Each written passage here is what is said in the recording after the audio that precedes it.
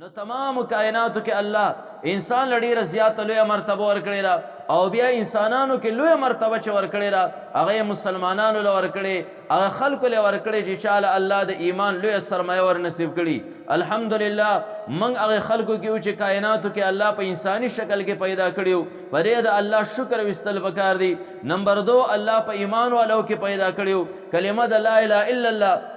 محمد رسول الله الله تعالی را نصیب کړی را او بیا که تاسو دنیا کې نظر وګرځوئ یا د خپل ملک نظر وګرځوئ نو تاسو ته لا اله الا الله محمد رسول الله ویونکې په دوو شکلونو کې په نظر باندې راشي یو به هغه چې صرف برای نام لا اله الا الله محمد رسول الله به ویلي خو نور که راغه نه تپوس وکړې د رمضان مبارک میاشت کله راغلی او کله تلې وه هېڅ پته ورته نه لګي نه د هغو رمضان کې او غیر رمضان کې د خوراک په ټیمونو کې څه فرق راشي تاسو وګورئ دا ټک د پل نه ښکته واړئ کل عام چې کوم دی نو هوټلې دا چلیږي چاته د سره ډېرو ته پته هم نه لګي چې رمضان مبارک میاشت کله راغلی او کله لاړه نه د روژې نه څوک خبرېږي سرکاري مردم شمارې کې صرف مسلمان تصور کېږي نور که بعضې علاقو کې تپوس وکړي چې هلکه ته مسلمان او ځان ته مسلمان وې تا د مسلمانۍ څه علامه ده څوک وایي زما د نیکه جنماز زمونږ کور کې پروت دی څوک وایي هغه نیا مې چې په کم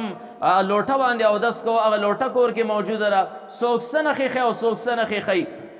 نور په خپله د هغو په جسم کې د کلمې څه اثر په نظر باندې نه راځي الحمدلله ثم الحمدلله الله انساني شکل راکړه الله د ایمان لویه سرمایه راکړه او بیا الله په یو داسې ماحول کې موږ او تاسو پیدا کړو چې زموږ سترګې غړېدلې دي زموږ مور هم مسلمانه زموږ پلار هم مسلمان زموږ کورنۍ ټوله مسلمانه زموږ معاشره چې کوم دی نو ټوله مسلمان او الله یو داسې بهترین ماحول راکړی دی چې د رمضان مبارک میاشت راله د رمضان مبارک کې سحر وختي چې یو انسان پاسي تاله چې څوک هم مخې له درځي الحمدلله پرې معاشره کې به هغه روژهداري تا چې له چا سره هم تعلق راځي په لاره الحمدلله هغه به روژهداري یو داسې فضا الله تعالی موږ او تاسو ته مهیا کړې ده چې د رمضان مبارک دا بهترینه میاشت راشي هغه بهترینه میاشت په یو داسې ښکلي ماحول کې چې کوم دی نو تېر وځي چې هغه تمام انسانان روژهداري ځکه که تاسو نه روژه قضا شوه نو دغه قضا روژه بیا انسان ته ډېره زیاته مشکلوي اخر دا ولې مشکلوي ځکه ماحول هلته کې جوړ نه وي ستا روژه را بهر انسان خوراک کوي ستا کور کې روژه را دلته کې په میز باندې خلک ناستې خوراک کوي تا باندې را خبر ډېر زیاته مشکلوي الحمدلله زموږ علاقو کې الله یو داسې بهترینه فضا را کړې ده چې د رمضان مبارک بهترینه میاشت راشي د شپې چې کوم دی نو قاریان هغه الحمدلله د قرآن ختمونه کوي مسلمانان له الله توفیق ورکړي جوماتونه ډکي د ورځې هر یو مسلمان زموږ علاقو کې چې کوم دی الحمدلله دا روژهداري چرته کې کله وهاشه څوک به چې کوم دی نو دا تصور منه کې چې زه روژه وخورم او دا الله تعالی د انسان له دا روژې عظیمه تحفه ورکړې ده ګوره الله د انسان له وجود ورکړی دی او الله دا انسان چې کوم دی د ده نه د ده را نفس اغستی دی د دې بدله کې جنت چې کوم دی نو دا ورکړی دی او بیا الله د انسان ته را نفس ور حواله کړی دی که چېرته کې الله د انسان له 11 میاشتې خوراک ورکوي په دې 12مه میاشت که الله موږ او تاسو ته دا ویلی وی چې تاسو روژه نسئ په دې باندې به تاسو ته اجر د سرړو میلاویږي نه بیا هم زمونږ مجال دا نه و چې موږ انکار کړی وی چې خدایه موږ له پیسه نه راکوې بیا موږ روژې ولې نسو ځکه 11 میاشتې هغه الله موږ له په مړه خېټه باندې رزق راکړی زمونږ بچي موږ ته د رزق د وجې نه دي جړولي زمونږ اولاد زمونږ ته د رزق د وجې نه چېرته جړه نه راکړې نه که یو میاشت الله پې اجر هم نه راکولی بیا به هم موږ دا روژې نه وي خو الحمدلله الله مسلمان له د رمضان مبارک عظیمه تحفه ورکړه او بیا پرې روژه باندې الله څه ورکوي هغه زموږ او ستاسو د سوچ او د تصور نه بهر خبره ده نبی علیه الصلاة والسلام روایت دی کم یو انسان یو روژه ونیوه نبی علیه الصلاة والسلام مثال ورکوي او روژه ګورې هم د رمضان مبارک دا فرضي روژه نه یادوي رسول الله مبارک نفلي روژه یادوي مسلمان ته نبی علیه الصلاة والسلام په رنګ رنګ طریقو سره مختلفو روایاتو سره دا د روژې فضیلت بیان کړی دی چې دا مسلمان دا روژه په شوق سره چې کوم دی نو دا نسي محبت سره یې نسي ځکه یو انسان ته کوم یو څه فضایل معلومي نو هغه هغه کار بیا هغه په شوق باندې کوي. یو انسان دی د دې شپې روان کا پورې په هغه روډ باندې دی ودرو چې سهاره پورې په دې روډ باندې ډیوټي کوه دله به غصه هم ورځي. دی د دغه شپې چې کوم دی نو د تیښتې کوشش به هم کوي. دی به د شپې ډیوټي سمه کوي هم نه خو که چا ترې دا ووایي په دغه ځای ډیوټي کوه تا د به سهار له 2000 روپۍ په دې ځای میلاویږي. دغه شان دي تاله به پېشمنۍ مونږ دې ځای له راوړو روجمات خوراک به دې دلته کې په مونږ باندې دی بیا هلته کې بالکل ولاړې خوب هم نه ورځي. ولې ده اوس فضایل واورېدل رسول الله مبارک خپل امت ته یوازې دا نه دي ولې روژې نسئ بلکې نبي علیه الصلاة والسلام امت ته د روژې فضایل هم بیان کړي دي. روایت و ذخیرې مکمل طور باندې ډکې دي او کم یو انسان چې هغه روایات وګوري انسان باندې بیا په روژه کې نه لوږه اثر کوي نه په انسان باندې تنده چې کم دی نو اثر کوي. که رب کائنات موږ له په روژه باندې اجر هم نه راکولی بیا هم 11 میاشتې الله رزق راکړی دی. الله چې کم دی نو بې رزقه نه یې وده کړي سحر چې کم دی نو راپاڅېدلی و الله موږ ته رزق مهیا کړی دی. که اجر یې نه هم راکولی د الله د طرفه بیا هم ظلم نه و. محمود غزنوي نوم تاسو اورېدلی دی یو عظیم فاتح دی او د هغه یو وزیر دی ایاز نوم یې دی. هغه ایاز زموږ پر علاقو باندې د هغه ډېر زیات لوی احسان دی. هغه ګالوچه پور راغلی دا علاقې چې کوم دی هندوانو نه صفا کړي بهر کیف هغه ایاز ډېر زیات هوښیارو او نور وزراو به محمود غزنوي ته شکایات کول چې دا یو بدو راغلی و دا علاقو نه یو ګجر راغلی و او دلته کې باچا خپل ځان سره برتیږه او اوس لاړ وزارت کې دومره کمال ته ورسېد چې باچا دومره مینه بل چاله نه ورکوي څومره چې ایاز له ورکوي. نه رنګ رنګ شکایات په پرې ایاز باندې کېدل. یو پیره چې کوم دی نو محمود غزنوي هغه د خلکو ته را خبره خو چې ایاز څومره هوښیار دی در سره دا محبت داسې نه کومه دکې ردي چې کوم دی نو اهلیت موجود دی ټیم په ټیم باندې باچا به په ده باندې چې کوم دی امتحانات کول. یو پیره خلک رالل شکایت یې وکړه او باچا چې کوم دی نو وزرا محمود غزنوي راغوښتل دیوله یو تروه غونته کې مالټه یا سیشي هر څه چې هغه ټیم مطابق هغه یې پرې کړه او ټولو له یو پره لاس کې ورکړه وې دا وخورئ. یو وزیر چې به ژبې له وروړه ښکته به یې ښوده وې باچا د خوراک نه ده. بیا به بل وزیر دی ژبې له پره وروړه ورته وې باچا د خوراک نه ده. ایاز چې کله هغه پره وخوړه او خره مزې چې کوم دی نو شخونې پې وه او داسې لکه دی چې یو خوږ غونته کې څیز وخوري. باچا ورته وې چې باچا ورته وې ایازه دا راته ووایه چې را پره خو تروه وه دې نوره وغورځوله او تا وخوړه دا ستا را سیټ پکې خوږ کراولې. هغه ورته یې باچا پره خو ډېره زیاته تروه خو همیشه مې ستا د لاسه خواږه خوړلي دي ما یې که نن یوه تروه پره لري باچا د لاسه چې کوم دی نو وخورې نه کم قیامت راځي. نو که رب کائنات رمضان مبارک کې موږ له اجرونه هم نه راکولی بیا هم زمونږ مجال نه و چې موږ انکار کړی وی چې خدایا موږ روژې نه نسو. خو د هغې باوجود چې کوم دی رب کائنات څه ورکوي. نبي علیه الصلاة والسلام وفرمیل یو انسان یوه نفلي روژه ونیوه رمضان هم نه رمضان د هغې خو ما ورته سوچ او فکر نه شو کولی چې الله پې ما ورته څه راکوي. نبي علیه السلام وفرمیل یو سړي یو ورځ هغه نفلي روژه ونیوه الله یې د جهنم نه دومره لرې کړي لکه پیغمبر علیه الصلاة والسلام مثال ورکوي لکه د قارغۍ یو جاله ده او هغه جاله کې د قارغۍ وړوکی مرغوړی پروت دی بچی پروت دی او دغه بچي پرواز شروع که والوته روان دی په دې هوا کې روان دی کیني نه دمه نه کوي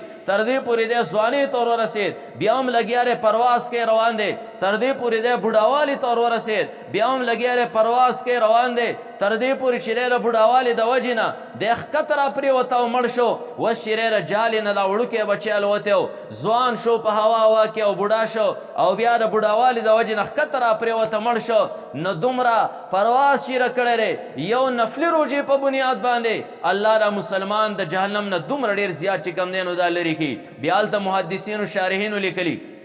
پیغمبر علیه الصلاة والسلام مثال د قارغه ولې ورکه نه هلته کې شارحین لیکي چې دا ځکه د قارغه مثال ورکه ځکه یو خو د زندګي ډېره زیاته اوږده ده او یو دی پرواز ډېر زیات کوي. عامه مرغۍ تاسو لیدلي تیزه لاړه شي خو یو ځای کې بیا کیني بیا 15 منټه ناست دی بیا د هغه ځای نه پاسې تیزه لاړه شي بیا یې ونه کې کیني دی متواتر لګیا رواني سلو رواني خو په یو ترتیب باندې رواني. نو اوس تاسو وایئ چې یو قارغه چې مرغو کې د هغه زندګي اوږده ده دی مرغوړی لومړی پاسېده او بیا چې کم ځای را پرېوته د بوډاوالې د وجې نه د به څومره هغه لار چې کم دی نو توی کړي. یو نفلي روژه الله د انسان له هغه څه چې کم دی نو ورکوي. نو په دې باندې الله شکر ادا کول پکار دی چې خدای شکر دی او لاک لاک شکر دی چې موږ د هغه مسلمانانو کې پیدا کړیو چې زموږ سره د روژې احساسي الحمدلله بچې بچې دا تمنا کوي کور کې جړا کوي. په دې د الله شکر ایستل پکار دی چې ما پښمني ته پاسو زه سبا روژه نه سمه. نبی علیه الصلاة والسلام فرمیل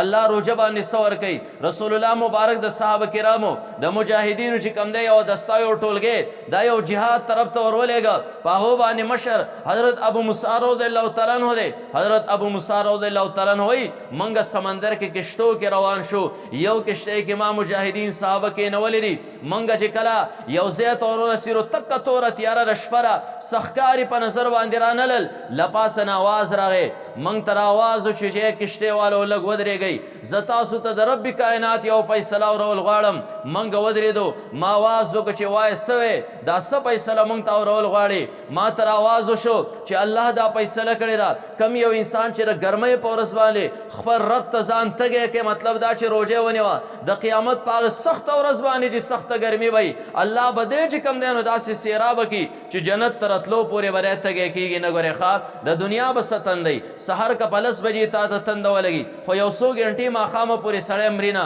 هغه ورځ 50,000 سال ده. او د الله رسول سو فرمیل نبی علیه الصلاة والسلام فرمیل نن خلکو پر یاد کوي دا ګرمي راودوب دی. نبی علیه الصلاة والسلام د قیامت په باره کې څه فرمایي د الله رسول فرمایي هغه نور چې نن زموږ نه 9 کروڑ 30 لاکھ میل اوچت دی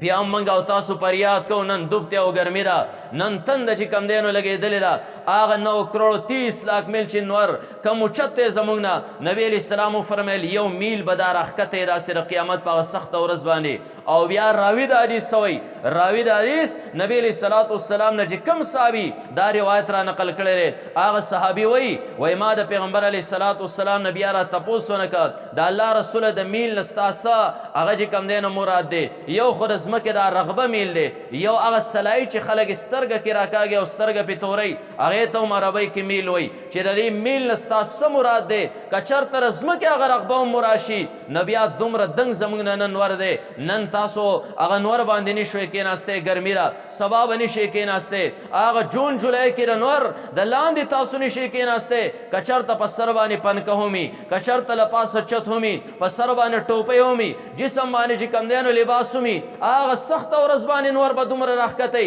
هر یو انسان به د تندې لاندې د وجې نه فریاد کوي. او د الله رسول فرمیل د خپلو ګناهونو موافق به هر یو انسان دا خولو کې چې کم دی نو دا ډوبي. نو حضرت ابو موسی شری رضی الله تعالی فرمایي وایي آواز وشو چې چا د الله د رضا لپاره یو ورځ هم په ګرمۍ کې ځان تږی که مطلب دا چې روژې ونیوه الله به په هغه ورځ باندې چې کم دی نو دا سیرابه کوي. دا څومره بهترین اجر الله په دې روژه باندې ورکوي. او الله څومره غفور رحیم ذات دی. که چېرته اجر یې نوم راکولی بیا هم زما او ستا چې کم دی نو مجال نه چې د الله د حکم نه مونږ چې کم دی هغه منحرف شو بلکې الله د هغې باوجود اجر هم راکوي. اوس پاتې شو رمضان مبارک میاشت رسول الله مبارک مختلفو طریقو سره صحابه پوه کړي دي د نفلي روژو موافق. کله یې ویلي چې یو انسان نفلي روژه ونیوه او یا کال الله د جهنم نه لرې کوي. کله رسول الله مبارک فرمیل چې کم یو انسان نفلي ورځ روژه ونیوه الله یې 100 کاله چې کم دی نو د جهنم نه لرې کوي. او باقي پاتې شوه د روژې د رمضان مبارک میاشت دې کې خو چې هغه اجر الله ورکوي چې زموږ او ستاسو سوچ او تصور کې هم نه راځي. ځکه نبی علیه الصلاة والسلام روایت دی چې د هر یو څیز اجر چې کم دی الله فرشتو طرف ته حواله کړی دی. مثال به طور باندې تا مونځ وکړه ستا اوږه باندې فرشتې ناستې هغې ولیکي. تا چې کم دی نو صدقه ورکړه ستا اوږه باندې فرشتې ناستې هغې ولیکي. خو کله چې روژې خبر راله الله فرمیل الصوم لی وانا اجزي به روژه خالص زما دپاره ده او زه به پخپله د دې اجر ورکوم زه به پخپله د دې جزا ورکوم. دې دو الفاظو کې ډېر زیات زور دی. خو که چېرته یو انسان غور سره دې ته لږ سوچ وکړي الصوم لی روژه زما دپاره ده وانا اجزي بیا او زه به د دې بدله ورکوم. اوس الله د دې بدله په خپله باندې ورکوي. فرشتو ته رانوئ دې ورته ولیکه الله خپله باندې بدله ورکوي. مثال به زه تاسو ته راسې درکړم چې یو غریب کس زما او ستا غونته کې هغه ته یو سوالګری راغی او سوالګري دا وایي چې غریب یم ماله څه چانده او زکات خیرات راکوي موږ به یو 10 یا 20 روپۍ نهایي 50 روپۍ هغه له ورکو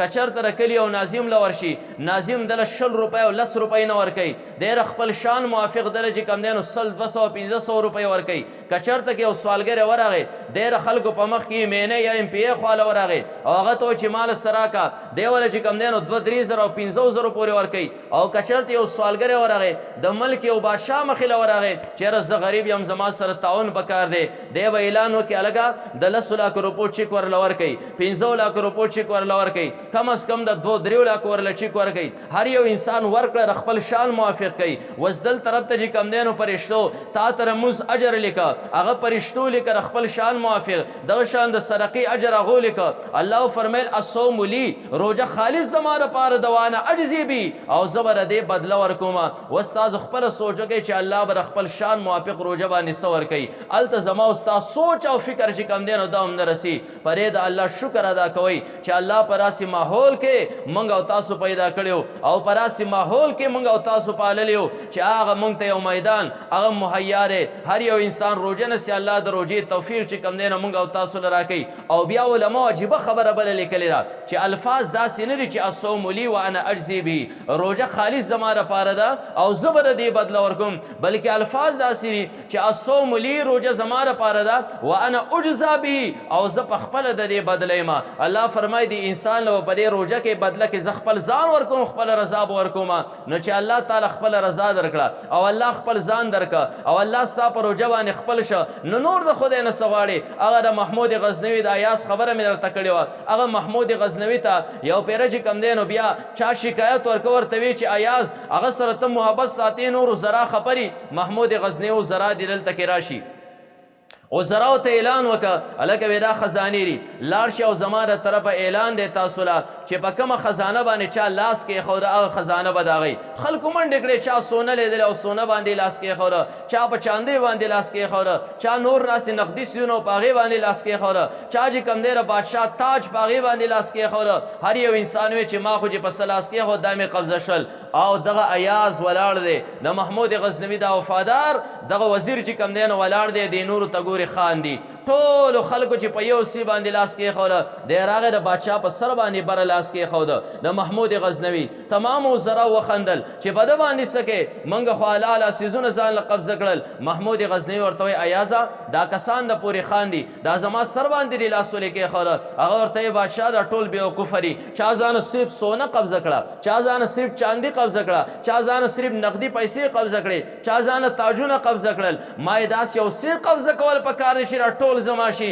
ما دا حکومت خو د دې بادشاه دی دا بادشاه خپل کړه حکومت غونډ ستاره ما ستا په سر باندې لاس کېښود ته مې خپل کړې ما دا ټول هر سره خپل کړل دی یو یو څه قبضه که زما دا ټول په قبضه کې رالل په روژه باندې الله فرمایي انا اجزا به زه په خپله د دې بدله یم د انسان له به ځان ورکوم خپله رضا به ورکوم په دې روژه باندې الله خپل که او چې الله دې خپل کړه کائنات د الله دې را تمام کائنات دې خپل کړل نه داسې یو بهترینه میاشت الله را کړې ده او د داسې روژو توفیق الله موږ او تاسو سره نصیب کوي خو یو سوچ او فکر به دا کوئ دا روژه د دې انسان دپاره الله یو ډال ورکړی دی یو سړی روان دی راسې خشکې علاقې دی او د انسان ته خطره ده تا دله یو لاس کې توره ورکړه او بل لاس کې ډال ورکړه که مخکې دشمن راځي نو واله پرې باندې به خپله دفاع کې همدغه شانتې الله د انسان له یو ډال لاس کې ورکړه چې انسان ستا نه چاپېره په تا باندې ډېر زیاته ټیکونه دي تا باندې ستا نفس ما ټیک کې ستا دشمن دی دا شیطان ستا لوی دشمن دی د ټیم په ټیم باندې په تا باندې ټیکونه کوي تا عبادت ته نه پرېږدي دا واله الصوم جنتون نبی علیه الصلاة والسلام فرمیل روژه چې کوم دی نو یو ډال دی دا ډال یو انسان راواغسته دی باندې خپل نفس نه هم ځان بچ کوي دا ډال یو انسان راواغسته دا شیطان ته هم مخامخ ونسي شیطان د دې ډال نه په لرې باندې تختی او داسې دې په لرې باندې تختی تاسو روایت فصل الاعمال وغیره کې اورېدلي دي چې څنګه د رمضان مبارک میاشت راله دا شیطان وتړلی شي زنځیرانو کې او سمندر ته ور واچولی شي روژې د میاشتې نه مخکې تړلی شوی پرشتو تړلی نو دا یو ډال الله تعالی درکړی په دې باندې د دنیا د مصایبو نه هم ځان ساتلی شي د دنیا تکالیف هم تعالی مخکې راځي په دې ډال باندې ځان چې کوم دی نو ساتلی شي خو بیا د الله رسول څه فرمایي غور سره د اخرنۍ جمله ورئ نبي علیه الصلاة والسلام فرمیل دا روژه چې کوم دی نو یو ډال دی د انسان دپاره تر څو پورې انسان دا ډال په خپله باندې ونشلی. کله کله خو یو انسان دا وایي ما روژه ونیوه، سحر دی پیشمنۍ وکړي، خوراک څښاک نه ده مکمل طور باندې چوټي وکړه، ډېره ماښامه پورې وږی تږې زندګي بسر کړه. د الله رسول فرمیل رب من صائم لیس له من صیامه الا جوع، ډېر روژهدار داسې دی چې سوا د لوږې نه هغو ته هېڅ هم ماښام په لاس باندې ورنشي. نو دې روژه باندې الله ډېر څه ورکوي، خو لږ به یې خولې ته نور لګام هم ورچول پکار دي. څنګه چې د خوله د خوراک نه کنټرول کړې ده، څنګه چې د خوله د څښاک نه کنټرول کړې ده، دغه شانتې ژبه به چې کوم دی نو کنټرولې، د غیبت نه هم، د چغلۍ نه هم، د دروغو نه هم، د کنځلو نه هم. د الله رسول فرمیل که چېرته یو انسان ستاسو سره ون خط په دې روژه کې، نو ته جواب مه ورکوه، صرف دومره خبره وکړه چې زما روژه ده. که په دې انسان کې عقل وي نو ده ته به اندازه ولګي چې هلکه د ده روژه ده، زما هم روژه ده. او که ده کې عقل نه نو لګیا وی، ته صرف دغه جواب ورکوه چې زما روژه ده، نښلې به د چا سره نه، نور به هم کنټرول راولې، په سترګو باندې دماغو باندې به کنټرول راولې، غوږونو باندې به کنټرول راولې. هسې نه چې د سهار نه ماښامه پورې وږې تږې زندګي بسر کې، ماښام تر اجر په تمه باندې، ماښام د ثواب په تمه باندې، ماښام په دې تمه باندې چې الله به زه هم د جهنم نه لرې کړی یم، ماله به هم دومره اجرونه راکړي چې الله فرمایي روژه زما دپاره ده، زه به پخپله د دې بدله ورکوم یا زه پخپله د دې بدله یم. او هلته کې سوا د لوږې تندې نه هېڅ هم په لاس باندې ستاسو نه ورغلي. نن ګورئ خبردار مسلمان خو روژې نسی، خو مسلمان دا صرف سوچ او تصور کړی دی چې زما روژه صرف په خوراک او څښاک باندې خرابېږي، نور غیبت مکمل طور باندې موږ حلال ګڼلی دی. ګورئ تاسو په ذیل اعمال وغیره کې نبی علیه الصلاة والسلام روایات چې کوم دی نه اورېدلي، نبی علیہ الصلاۃ والسلام ته یو پیری او کس راغی، د الله رسول کور کې او دوه زنانه دي او ډېرې زیاتې د لوږې او تندې د لاسه خرابې دي، مرګ له ورغلي دي. نبی علیہ الصلاۃ والسلام باندې وحی وشوه، ځکه روژه سړی خرابوي نه، دا خبره زړه په غوږونو سره واورئ. روژه یو انسان کې چې کوم دی نو چستګي راولي، انسان چالاکۍ، انسان چې کوم دی نو دا غورځوي نه انسان خرابوي. کله چې یو انسان د روژې د وجې نه خراب شو او دی یو کټ له ځان راتړی او بل کټ له ځان راتړي، دی یو خبره کوي خوله باندې بله خبر راځي، ته پوه شه چې د انسان نن دروغ ویلي، د انسان نن غیبتونه کړي، د انسان نن چغلي کړې ده، د انسان نن ژبه غلطه استعمال کړې ده، د ده روژه خرابه شوې ده. ورنه اثر چې کوم دی نو په متقي انسان باندې روژه نه کوي، روژه چې کوم دی نو انسان کې چستګي پیدا کوي، روژه انسان چې کوم دی نو ښه مضبوطه ښه چالاکۍ روژه خرابوي نه. کم یو انسان د روژې د لاسه کهلی، د خوله چې کوم دی نو کنټرول کې نه ده، ژبه یې کنټرول کې نه ده. د الله رسول ته کس راغی، د الله رسوله کور کې دوه زنانه دي او ډېرې زیاتې خرابې دي. نبی علیه الصلاۃ والسلام ته د وحی په ذریعې سره پته ولګېده چې دې زنانو چېرته پردی غیبت کړی. نبی علیه الصلاۃ والسلام یې رایه ولې ورشه، زه نن جوان طبقې ته را خبره کومه، سحر نه ماښامه پورې نټ باندې تاسو چې کوم دی د یو بل عزتونه لوټ کړل، یو بل پسې څومره کنځل تاسو وکړل.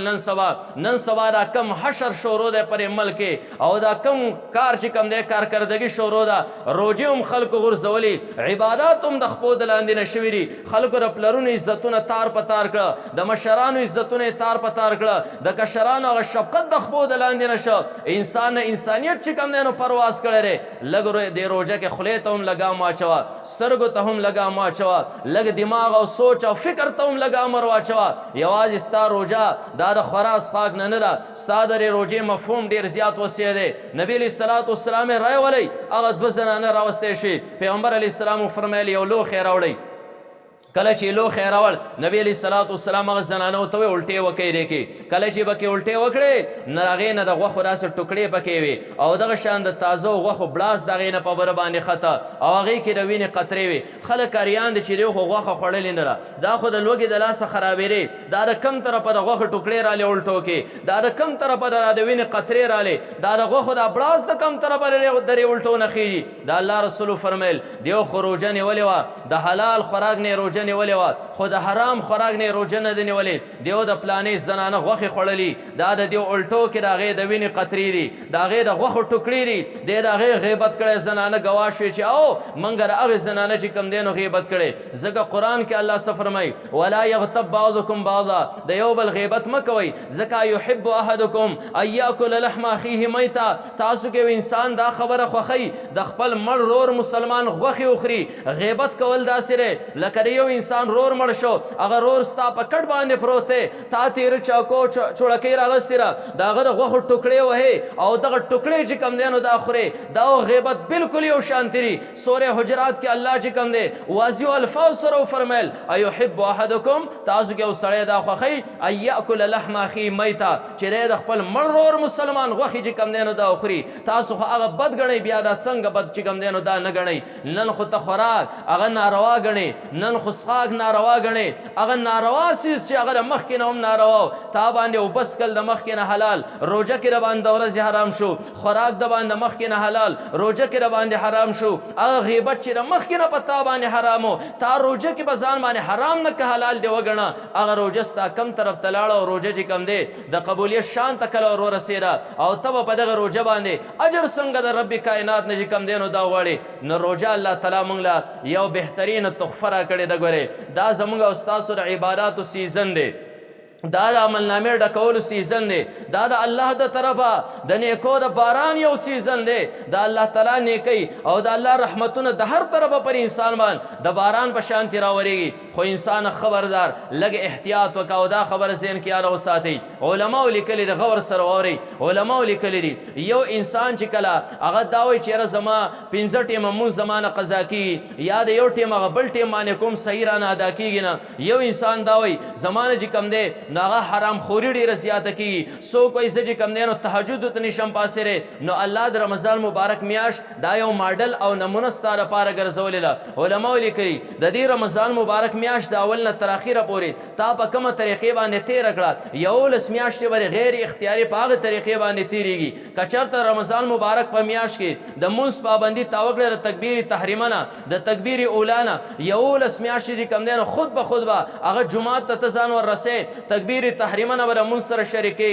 که چېرته تا پرې رمضان مبارک کې صرف یو میاشت د قرآن کریم د تلاوت چې کوم دی پیروي وکړه 11 میاشتې به الله توفیق د قرآن د تلاوت درکوي همدغه شان د پرې میاشت کې نوافل وکړل 11 میاشتې به الله نوافلو توفیق تعالی درکوي که پرې میاشت کې پابندۍ سره تهجد ته پاسېرې 11 میاشتې به الله تهجد ته پاسئ که پرې میاشت کې تا د حرامو نه ځان وساته او بالکل د حلال استعمال کړل 11 میاشتې به الله د حرامو نه ساتي حلال رزق به تعالی درکوي ځکه دا یو میاشت کم دی د 11 میاشتو لپاره ماډل او نمونه ده خو که چېرته یو انسان بدبخته هغه پرې میاشت کې هم سحر وده شه ماښام راپاسې د مونځ خیال یې ونه ساته که چېرته مونځ کوي بېټې می کوي 11 میاشتې رده بربادي دي که چېرته یو بدبخته هغه پېشمني ته خو راپاسېره ډوډۍ لا تیار نه دی هسې ناست دی جوټې وایي 2 رکعته تهجد یې ونه کړل 11 میاشتې رده تهجد توفیق نه میلاویږي یو داسې بدبخت دی چې د قرآن او د رمضان مبارک د یو بل سره تعلق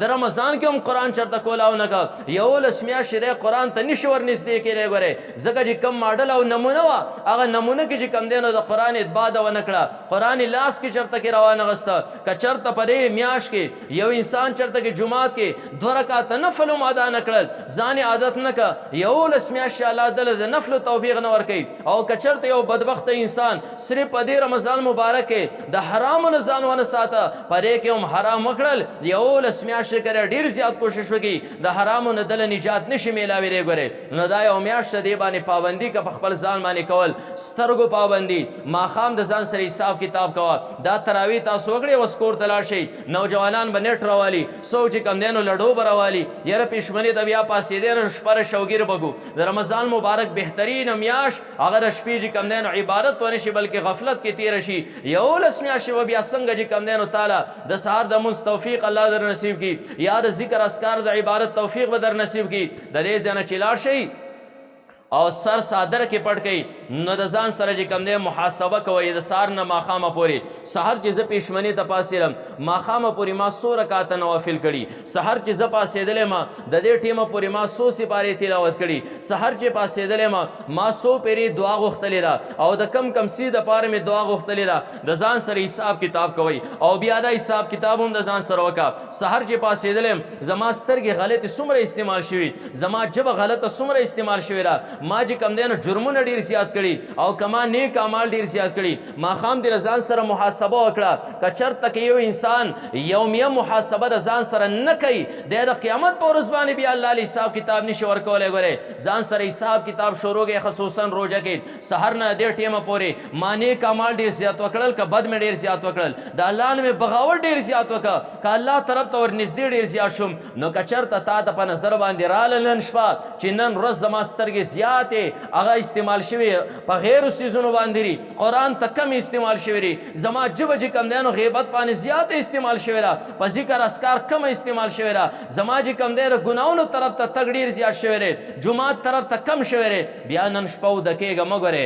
سهاره پورې ژړه او فریاد وکړه او په رب کائنات باندې ځان وبخه او بیا په خپل ځان باندې چې کم دی نو هغه یوه سزا کېره چې سهار به زه یو کس له 500 روپۍ غریب له ورکوم که چېرته را نفس چې کم دی دله تراسې سزا ورکوې یا به سبا ورځ چې کم دی زه به 200 رکاته نوافل کوم کله چې د خپل نفس له د نوافلو سزا تا ورکړه دغه شانتې د صدقو سزا دې ورله ورکړه یا دې چې کم دی نور داسې د ذکر اسکار سزا ورکړه دا نفس بیا چېرته هم تا ګناه طرف ته ګورې نه راکاږي ځان سره یومیه حساب کتاب شروع کوي که رمضان او که غیر رمضاني خصوصا رمضان کې خاص کر حساب کتاب شروع کوي هسې نه چې دا بهترینه میاشت زموږ نه چېرته غفلت کې ونوځي او بالاخره خبره دا وری ډېر زموږ نوجوانان طبقه